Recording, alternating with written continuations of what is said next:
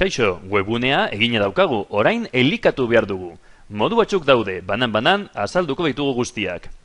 Lehenengoa, klikatu, txertatu, eta hemen daukazu, aurre diseinu batzuk. Nahi baduzu, erabili nahi duzuna. Argazkia, testua eta testu gehiago. Gehitu hemen, irudia, eta hemen testua, adibidez. Ikusiko dugu, Google saitak egiten dira atalka. Hau da atal bat. Atzeko kolorea aldatzeko, klikatu paleta de kolore honetan eta aldatu kolorea. Bi atal baldin baitugu, adibidez, orain bi atal ditugu, mugitzeko, sakatu hemen eta mugitu. Gora edo bera. Atal bat ezabatzeko, hemen alboan dago sakarrontzi bat, sakatu eta ezabatzen da atal hori. Hau ere ezabatuko dugu. Ikusten duzuenez, aurre diseinu batzuk daude hemen. 4 argazki 4 testo, 3 argazki, 3 argazki eta testu, hautatu nahi duzuna. Hori da modu bat. Hemen, txertatu atalean ere, hemen azpian, daukagu baliabide batzuk. Botoiak zer diren?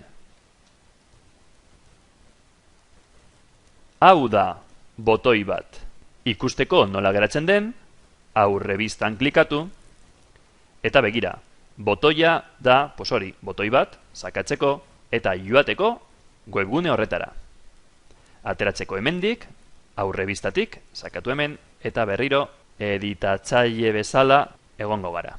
Bereizlea da marra bat, bereizteko atalak.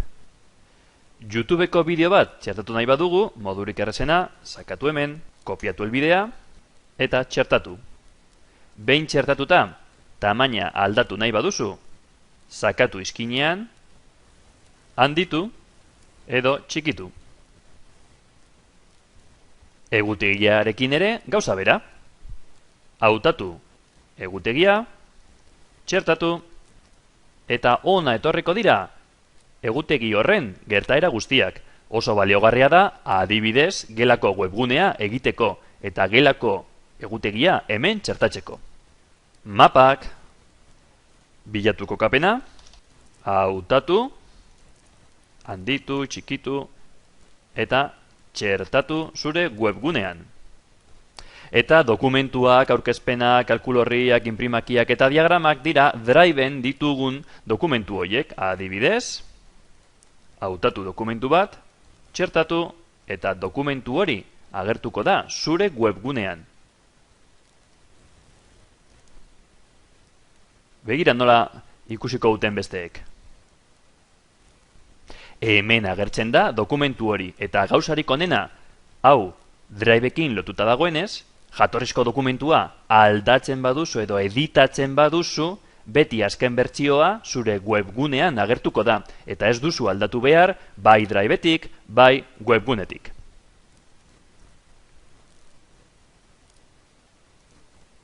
Beraz eta laburbilduz, hemen botoiak, bereizleak, YouTubeko bideoak, baliabide asko daude. Gehien erabiltzen direnak dira irudiak, fitxategiak, testua, Driveko elementuak eta webguneak. Nola egin zirkulu hau ateratzeko? Klikatu bitan nahi duzun lekuan eta agertzen da zirkulu hau. Eta gauza bera, irudi bat txertatzeko, sakatu hemen, bilatu irudia, txertatu eta igo irudi hori. Testua gehitzeko, gauza bera, klikatu testuan eta hemen idatzi nahi duzuna. Testua idaztean, testu editore bat daukazu hemen. Zertarako? Tamaina adibidez aldatzeko, lerrokatzeko erdian edo beste aldean, edo estekatzeko. Hau da, nik nahi dut, hemen klikatzean, hipervinkulo batera joatera. Nora? Adibidez, ona. Eta hau bihurtzen da esteka bat. Irudiekin gauza bera gertatzen da. Irudi bat estekatzeko, bilatu irudia, hemen dago irudia, hautatu, ikur bera agertzen da, eta idatzi esteka. Horrela, klikatzen badute irudian, joango dira zuk nahi duzun webgune horretara. Horri oina gehitzeko eta gauza bera agertzeko horri guztietan, jartzen baduzu zagua hemen azpian, ikur hau agertzen da. Sakatu, eta hemen gehitu horri oina.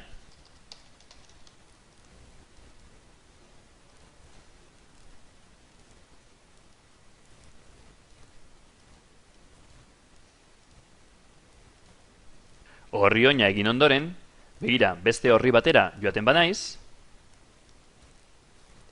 gauza bera, horri oin bera, agertuko da horri guztietan. Eta bukatzeko, webgune honetan daukagu horri nagusia eta beste bi horri, eta hemen azpi horri gehiago. Horriak sortzeko, horriak atalean, klikatu hemen, plusean, eta horri berri bat sortzeko, sakatu hemen. Eta sortzen da, hirugarren azpi horria. Baina gerta daiteke, guk nahi dugu, hemen menuan sakatzean, ez joatea barruko webgune batera, baizik eta zuzen kanpoko webgune batera. Nola egiten da hori? Gauza bera, horriak atalean gaude, jarri zagua plusean, eta sakatu gabe goiko ikurra, esteka berria, hemen bai, sakatu, eta nola izango du menuan izena horri honek? Adibidez, IKT. Eta zein izango da esteka? Izan daiteke barruko webgune bat, baina hori ez dugu nahi, baizik eta kanpoko webgune batera joatea. Ikusiko dugu nola geratu den. Hemen dago menu, horri nagusia da barruko beste horri bat. Baina IKTen klikatzen badut, ateratzen naiz nire webgunetik eta joaten naiz beste webgune batera. Google Site, oso tresna erabilgarria eta erraza, portfolioak egiteko, gelako webgunea sortzeko, edo inkluso eskolako saita egiteko. Eskerrik asko, agur!